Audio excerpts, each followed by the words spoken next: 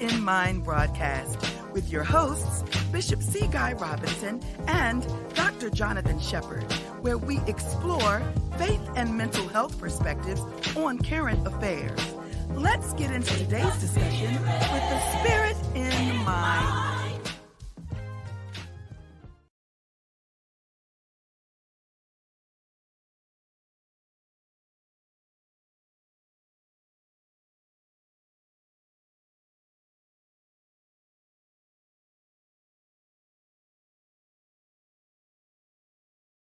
With me, as always, is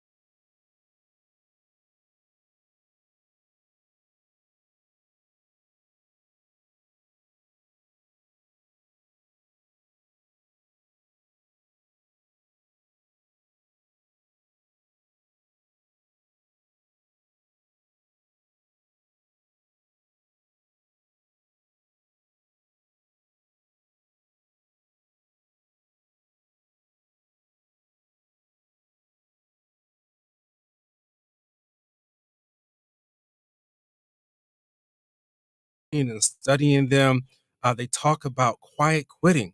And so, what I'm going to do is just lay the groundwork for what quiet quitting is, and then we'll take it further and we'll relate it to the spiritual aspects. But quiet quitting simply is those employees or just people who work within a defined work hours and they engage in work related activities solely within those hours. They do precisely enough for what the job requires. They're not going to do anything more. 9 to 5, 5:01 p.m. Don't ask me, don't call.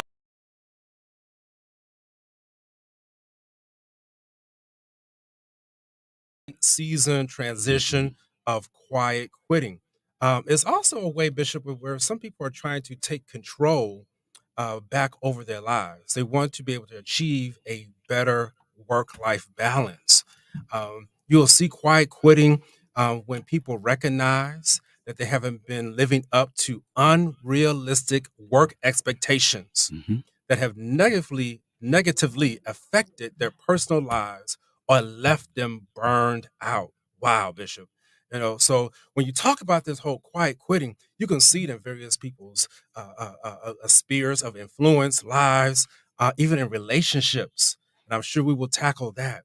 An example for relationships, Bishop, before I hand it back over to you, where you have a person's partner where they choose to only do the bare minimum required to date you without breaking up with you. Yeah. They've totally lost interest, but they don't want to be the one to break it off. Man, I know there's someone out there driving right now who knows exactly what I'm talking about. You might even find yourself in a relationship, and it doesn't have to necessarily be in an intimate relationship, a work relationship. You're doing the bare minimum to even take care of what you have to do for your family, for your job. Bishop, I'm gonna even say this and hand it over to you. There's even some folks, even on a church pastor or pastor congregant relationship, where they're just doing the bare minimum to just say, I'm a part of this ministry, I'm a part of this organization, but don't ask me to do anything else. And we've seen so much of that, Bishop. So just want to lay that groundwork as to what quiet quitting is.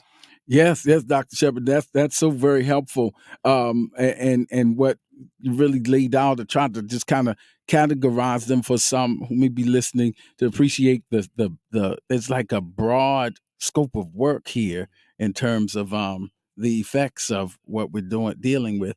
But we're talking about this quiet quitting as there's a personal aspect to it, of course, and then there's a social movement aspect to it, as you put it so well, that when persons are using it to kind of expose maybe systemic inadequacies at work or understaffed. So I'm just going to do the bare minimum, so that, and some research is showing that it's been used as a safer form of protest, if you will, or striking, because where striking is more definitive. I'm not showing up, or we're protesting.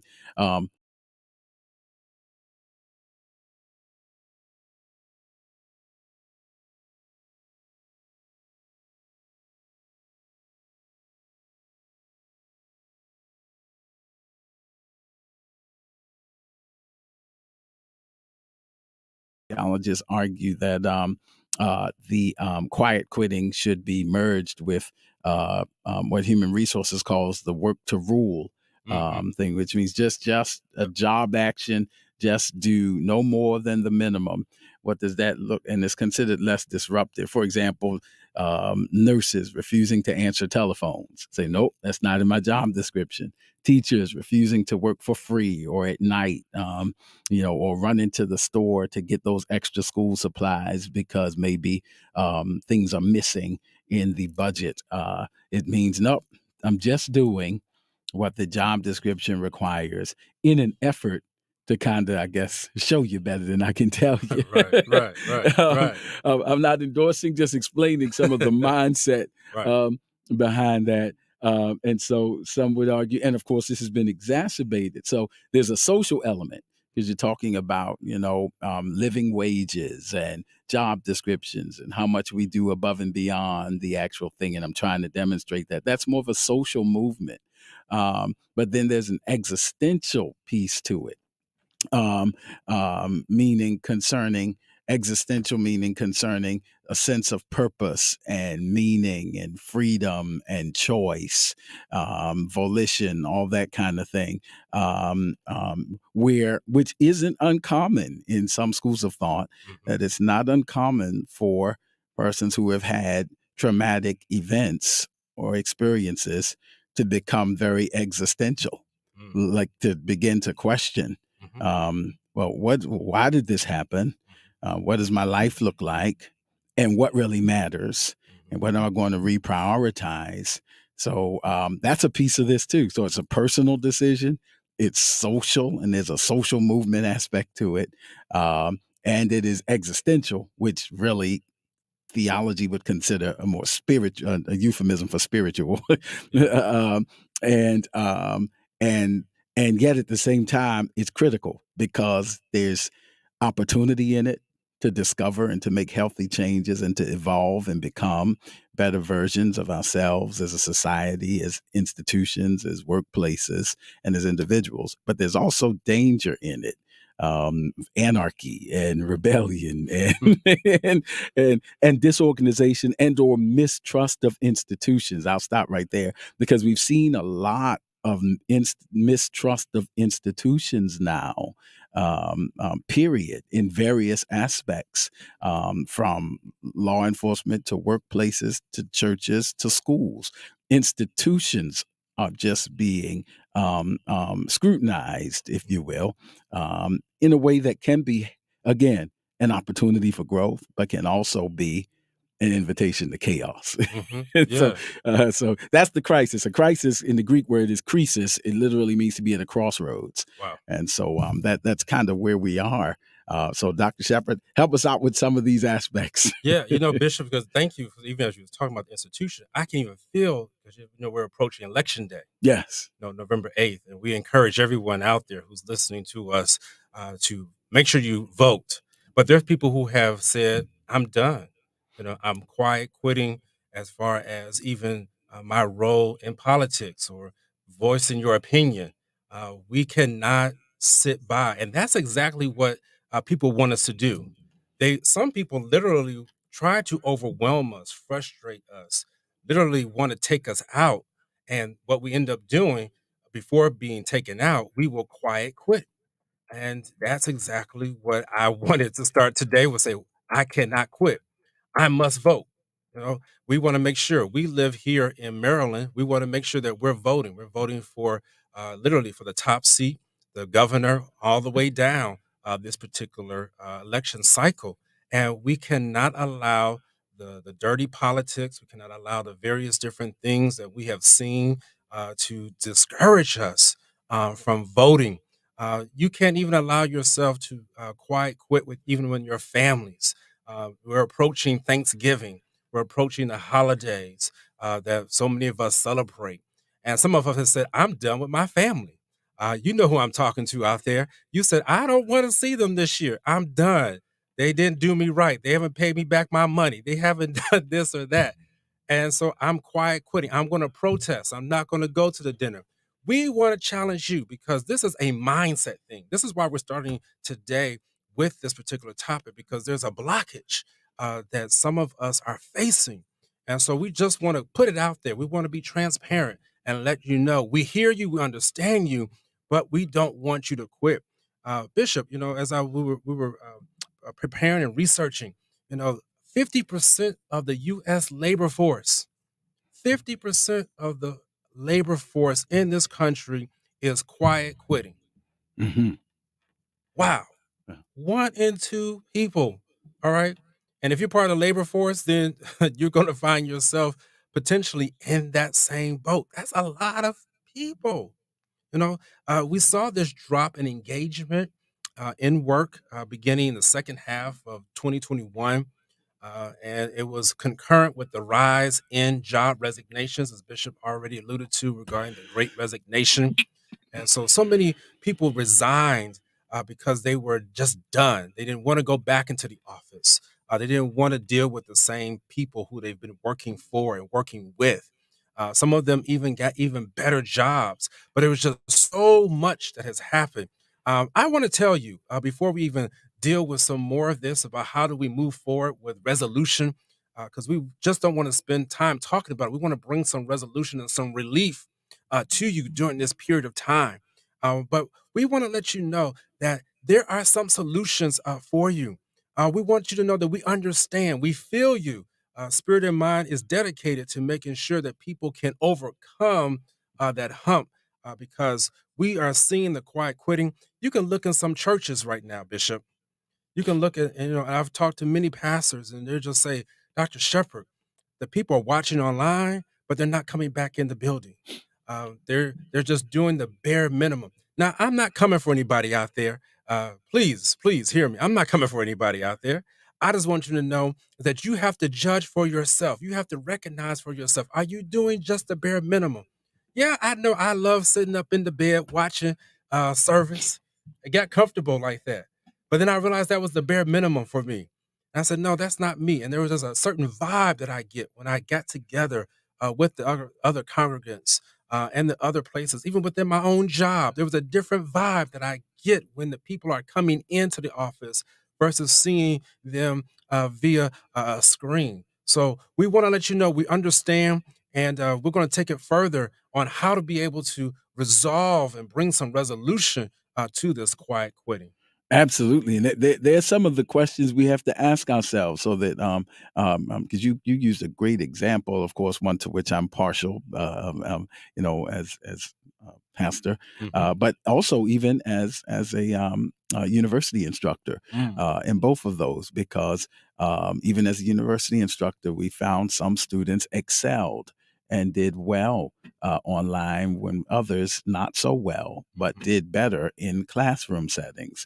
And sometimes they weren't even really aware of the differences. Some people did know, but others didn't know because they are students. They need instruction. Right. You actually are more engaged and do better on your coursework, and the content of your work that you submit is actually better when you are in the class. So Wow. so even if you think it's comfortable for you, what's actually better for you might not be the most comfortable for you. And so they're the kind of difficult conversations we have to consider and ask. And as it is in the classroom, so it is in the church house. Because of course, what does discipleship look like? And even as it considers psychologically, I was thinking on the ride here, so much of the research and things that have been done in the behavioral sciences concerning human attachment and connection is based on things like, and taking for granted, the ability to touch and the sense of touch that happens between mother and child, or parent and child, whereby these attachments have much of the research assumes immediate physical presence and sense of touch. So do we have as much longitudinal study on how can you develop that, particularly if you serve in an urban ministry context? People need touch. Do they have access to the same kinds of things that assumes that you can do ministry online? You can't virtually send groceries, so and agree is touching. So some things still require that human point of contact. And what are the longitudinal effects of trying to establish, if you will, attachment electronically? That was not an option for John Bowlby and Mary Ainsworth. so that work. So we're literally in the laboratory to some degree in terms of what will that look like. So I'm not knocking them. I'm just saying we have to approach this critically, and we have to think about it. To what degree can you disciple followers electronically? Right. and so these are all things that are in flux. And I'm not saying it's impossible. I'm not trying to say let's go back. I'm just saying that these are things that are still being worked through, even as we are going through some other things. So it's a time of crisis. Some of the opportunities to grow include, it's an opportunity to adjust our personal priorities. Mhm. Maybe you discovered during the pandemic, this is what really matters. And I've been spending way too much time over here and maybe as opposed to over there. So on the other side, I'm going to do some things different. Well, that's a growth moment. It's a time to reform institutions. So if we do it properly, there's a way to challenge authority. There's a way to question authority. There's a way to say this institutional policy isn't working. So reformation, which literally means reforming, is not necessarily a bad thing. Some of the research is helping employers to realize, according to research, that they have to have some more flexibility and hybrid options may need to be on the table because it's a new day.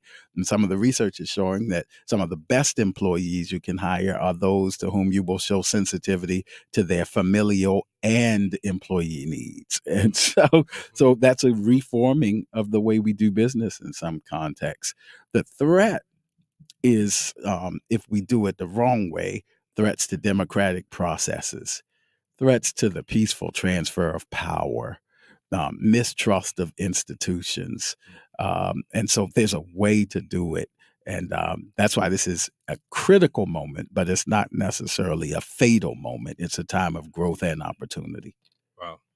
Thank you, Bishop. And that makes so much sense. As you were talking, I was sitting here thinking about how do we solve the quiet quitting crisis, as you just defined.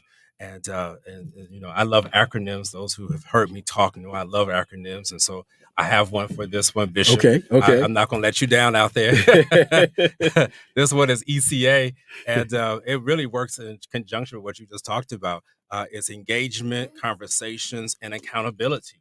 Wow. Engagement, conversations, and accountability, ECA. And I know today we may not get through all three of them, which is why we'll be again here next week. But ECA. And I'm going to start out of order with C, with the conversations, because you said something that I really want to repeat and make sure that people understand that we have to be okay with having difficult conversations. Yes. People are just not okay with having those difficult conversations. They're rather quiet, quit, leave it alone. I ain't dealing with this person. I ain't dealing with my family. They can just go over here. I'm going over there. Stay away from me. And that is not how we solve the quiet quitting crisis.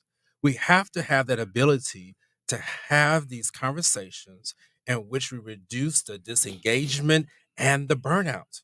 And you just said it, we have to make sure that we are finding out about the people who we interact with. If you're a manager, a supervisor, if you're a pastor, or whatever person that is over people, you're finding out about their life situations. You're finding out about their strengths. You're finding out about their goals. How is it that you can be a part of something and people don't know who you are? Now, I'm not saying you got to be nosy and all into your business, but there should be some recognition of those life situations that you're going through, the strengths that lie within you, and then even your goals of what you're trying to accomplish as you're a part of that organization, as you're a part of that team. This is how we reduce the quiet quitting crisis. So the ECA, the C right there is for conversations. And let me tell you, Bishop, I've had some difficult conversations this year. Yeah. Just some real uncomfortable places. And I hear you right now out there. Dr. Shepard, I don't want to go through this transition. I'm good. I'm going to stay put. And you're the person who I'm talking to. Absolutely. You're exactly who I am talking to today, that you have to understand that it is okay when you're uncomfortable. That's how growth happens. Yeah. That's how we're able to move through this crisis. And I know people don't like to even see resolution. I'm this person. I'm just going to be like this, and you just have to deal with me. Come on now. We want to make sure that even if that is how you're going to take your stance, that you need to have that conversation with the other person so you get a chance to understand again your situations, life situations, your strengths, and your goals. So I'll start right there, Bishop. But that ECA is powerful. With difficult conversations, we must be able to have them. Absolutely, which requires conflict resolution skills in our final moments. I guess it's safe to say I was privileged to be in a conversation with several of our city officials, and it's alarming how many of the violent moments become the absence of critical thinking skills. So we hope this has helped you, and we'll pick up for that more next time when we get to Spirit in Mind. And listen, we hope you stay with us and join us next time for more of Spirit in Mind.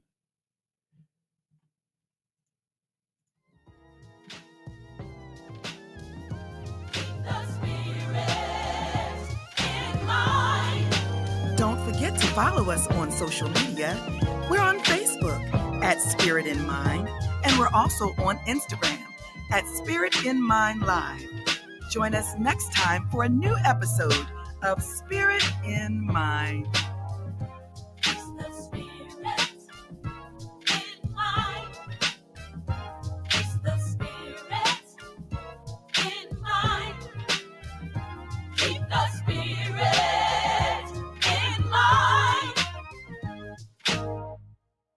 Hi, this is Kathy Hughes. If you're enjoying Praise 106.1, please